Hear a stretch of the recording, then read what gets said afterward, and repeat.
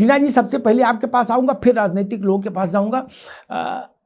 अभी तक जो संकेत हैं वो स्पष्ट हैं कि सरकार ने बराए नाम में कोशिश कर दी कि भाई सब लोग साथ रहें, लोकतंत्र है, तो वो प्रमुख विपक्षी दल के दफ्तर हुआ है, बात कराए 50 मिनट, ताकि रिकॉर्ड में रहे कि भाई हमने कुंडी खटखटाई थी, इन्होंने नहीं खोला।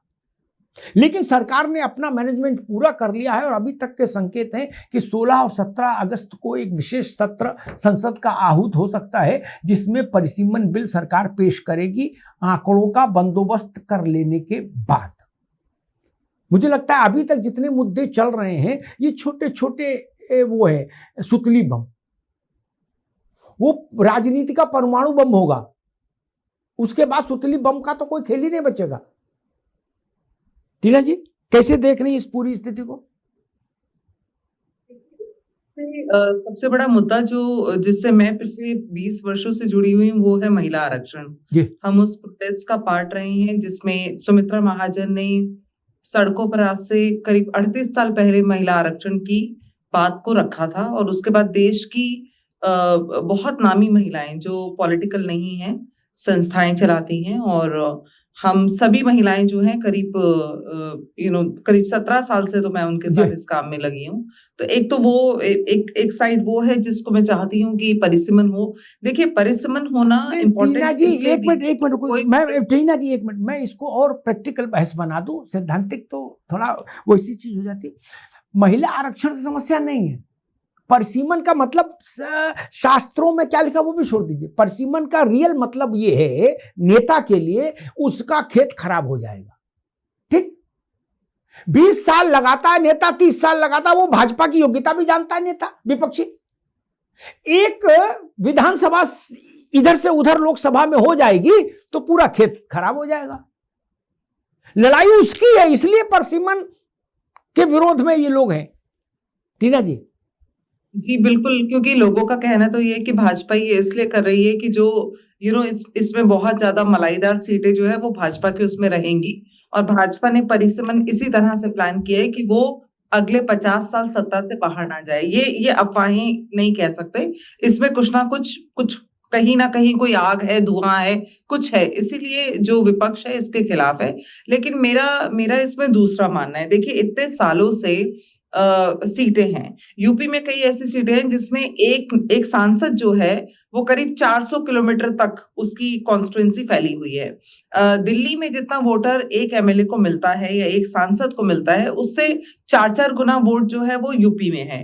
तो मुझे मेरे हिसाब से as a socio political analyst मैं ये समझती हूँ कि ये परिसीमन जरूरी है, क्योंकि जनसंख्या बड़ी है। जनसंख्या जब बढ़ती है तो दाम भी बढ़ना चाहिए, और इसमें महिलाओं के लिए एक सहूलियत होगी, क्योंकि कोई भी नेता, सपोज आप पुरुष, मैं अपना आपको एक्सपीरियंस बताती हूँ। जब हम ये प्रोटेस्ट के हम जब इसमें कर रहे थे तो पहले तो हम सबसे पहले सुमित्रा महाजन जी के पास गए। वो लोकसभा की वो उस समय स्पीकर थी। उनसे हमने कहा कि भाई ये प्रोटेस्ट तो आपने शुरू किया था और आप खुद अब कुर्सी पे पहुंच गई हैं, तो कुछ हमारी मदद कीजिए। तो उन्होंने कहा हाँ मैं करूंगी बात, प्रधानमंत्री से पूछती हूँ, करती हूँ। ये बात मैं आपको बता रही हूँ करीब 8 साल पुरानी, 9 साल पुरानी, इनफैक्ट 9 साल पुरानी बात ये है, और उन्होंने कभी बात नहीं की। आज भी हमारे पास रिपोर्ट में है, उन्होंने कभी बात नहीं की। तो परिसीमन बहुत इंपॉर्टेंट है, क्योंकि जिन महिलाओं को हम संसद में जाकर हमारी बात उठाने की बात कर रहे हैं, महिलाओं के लिए रास्ता बनाने की बात कर रहे हैं, महिलाएं तो कर नहीं रही हैं, आज प्रधानमंत्री कर रहे हैं, तो बहुत अच्छी बात है। तो परिसीमन जरूरी इसलिए है कि एक तो एरिया कम हो जाए, सीटें बढ़ जाएं, और सीटें बढ़ने की जो कैलकुलेशन है, जो उसका डेमोग्राफिक जो एक ढांचा होगा, वो मुझे लगता है वो विपक्ष को आकलन करना चाहिए। उसमें पे हम नहीं पड़ेंगे। हम चाहते हैं कि सीटें बढ़े। कोई भी पुरुष, सपोज आप एक जगह मेंबर ऑफ पार्लियामेंट है और मुझे वहां से चुनाव लड़ना है, और आप वहां 4 बार रह चुके हैं, आप कभी मुझे जीतने ही नहीं देंगे। ठीक, आप मेरे साम दाम दंड भी। ठीक है, अभी रुकना होगा, मैं बाकी मेहमानों के पास चलूं। मुझे लगता है कि मसला ये नहीं, मसला ये है, मैं असल में 100% प्रैक्टिकल आदमी हूं। मैं ये 5% भी थ्योरी मेरी समझ में नहीं आती, कभी नहीं आई। अश्विनी जी, मैं वहां हाथ रखता हूं जहां नस है, दाएं में भागते नहीं। एक्यूप्रेशर वाली समझ मुझे है कि कहां दबाऊंगा तो कहां इलाज होगा। मसला ये टीना जी मालूम क्या है मसला? मसला ये है कि राहुल गांधी भी चाहते परसीमन हो, लेकिन वो चाहते कि 5 बजे हम शपथ ले लें प्रधानमंत्री के, 6 बजे परसीमन का ऑर्डर कर देंगे, लेकिन मोदी के रहते ना हो क्या। और मोदी जी करे परसीमन मैं ही कराऊंगा, चाहे सूरज पश्चिम से निकलने लगे, लेकिन परसीमन करा के जाऊंगा। बस सारी लड़ाई इतनी, इसमें कहानी कविता कुछ नहीं कि संविधान में ये बाबा साहब ने वो कहा, इसने कहा, कुछ नहीं, हिंदी में है। अखिलेश यादव इस बात को अच्छे से जानते हैं। अब ये तो खैर विजय राठी हमारे मित्र हैं, लेकिन जैसे पिछली बार परसीमन जब हुआ था तो सरकार थी इनकी, तो राम गोपाल जी का जिम्मा लगा दिया था मुलायम सिंह, तो राम गोपाल जी ने पूरी व्यवस्था सब सेट कर दी जितनी वो कर पाए। बोले भाई विजय राठी कैसे जीत रहा है, बोले ये 4 गांव से जीत रहा है, बोले 4 गांव हटाओ, विजय राठी फिर सोने के हो जाए, चुनाव नहीं जीत सकते। और एक बात बताएं आपको, बहुत कम लोगों को जानकारी होगी, परसीमन एक बार हो जाने के बाद क्यों नहीं कांग्रेस तैयार है।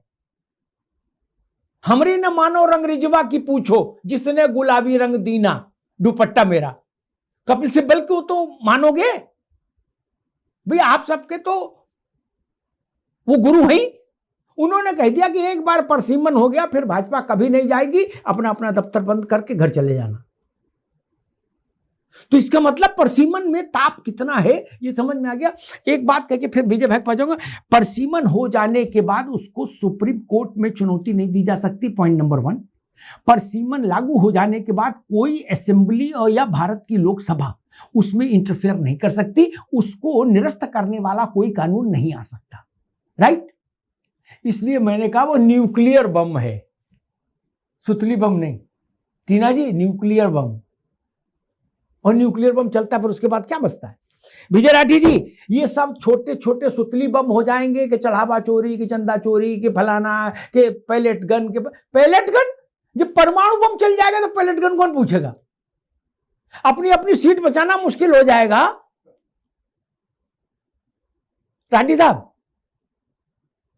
और भाई इनकी तैयारी तो ऐसी है, आज ये 50 मिनट वहां राहुल जी के यहां हुआ है ताकि लोग बाद में ना कहें कि भाई ये आए नहीं। बोले जी हम तो प्रस्ताव दे आए राहुल गांधी को। विजय राठी जी। अमिताभ जी, आप सब लोगों को मेरा नमस्कार। नमस्कार भैया।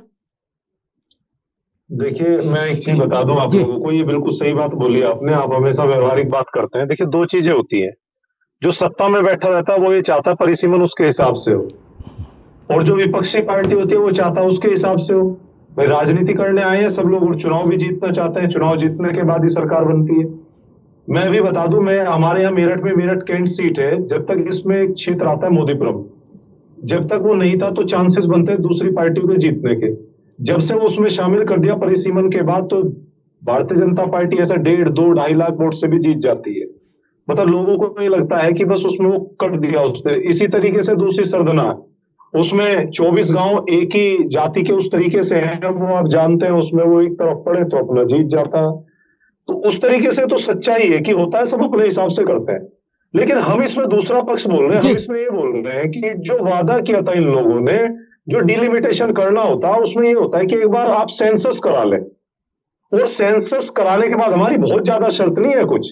वो जैसे 50% वाला था पहले था, उसमें वो डाउट हुआ था उसमें कि भाई जो साउथ के स्टेट्स थे वो ये बोल रहे थे कि हमने अगर पॉपुलेशन कंट्रोल कर लिया तो क्या हमें उसकी सजा मिलेगी, हमें कम सीटें मिलेगी। लेकिन अगर ये चीजें क्लियर हो जाती है कि नहीं 50% के जितनी सीटें जिस राज्य में 50% के हिसाब से बढ़ जाएंगी, एक बात।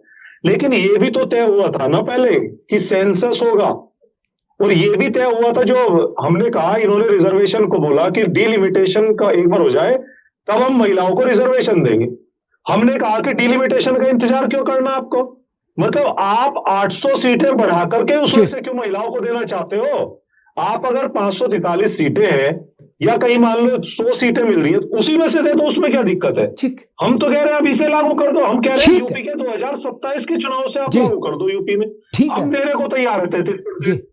तो उसमें भी कोई, ये भी इन्होंने बहुत पहले हमारे जो सांसद है उनके घरों पे इनकी महिला मोर्चा की महिलाएं जाती थी कि आपने तो रिजर्वेशन नहीं पास होने दिया हमारा, वो रिजर्वेशन भी पास हो गए। तो हमारा कहना सिर्फ ये है, जब सरकार ये बोल रही थी, हम भी पढ़ रहे थे उसमें कि जो सेंसस होता है और सेंसस के बाद डिलिमिटेशन होना चाहिए, तो सेंसस आप करा लीजिए और कराने के बाद। विजय जी ठीक, आप रुकना होगा, रवि जी के पास चलो। विजय जी ने बातें थोड़ी सैद्धांतिक कंबल के अंदर रख के कहीं, ठीक। लेकिन उसमें प्रैक्टिकल चीज क्या, वो मैं समझ गया। प्रैक्टिकल चीज ये है, वो उसको उन्होंने अच्छे ढंग से कहा कि सेंसस हो जाए, एक व्यवस्था रही है, एक परंपरा रही है, ठीक बात है। लेकिन उसका लक्ष्य क्या है कि सेंसस होने तक उतना टाइम हो जाएगा कि फिर मोदी के प्रधानमंत्री रहते सेंसस नहीं लागू हो पाएगी, ये डिलिमिटेशन नहीं हो पाएगा। जय हरि की, बस इतना ही तो चाहिए। ये वो भी समझ रहे हैं, अश्विनी शाही भी वो करें ना, पंचों की राय शर्माते, खटोला यहीं बिछेगा। और राठी जी को मैं बता दूं, मेरी बात सच निकलेगी तो वो मुझे व्हाट्सएप मैसेज कर देंगे कि भाई साहब आपकी बात ठीक निकली, सेंसस होना चाहिए, नहीं होना चाहिए, दिस दैट। जितना नंबर सरकार को चाहिए और जिनसे नंबर मिल रहा है, राठी जी लिख लो मेरी बात, उनको बता दिया गया क्या करना है क्या, और उन्होंने हामी भर दी। ऐसे किरण रिजिजू थोड़ी निकले अपने दफ्तर से राहुल गांधी के घर दफ्तर के लिए। हो गई बात, दो लोगों से चाहिए था, स्टालिन और पवार दोनों ने कह दिया गो अहेड, 50% का एश्योरेंस दे दिया। उन्होंने कहा सेंसस ने तुरंत करो, गो फास्ट।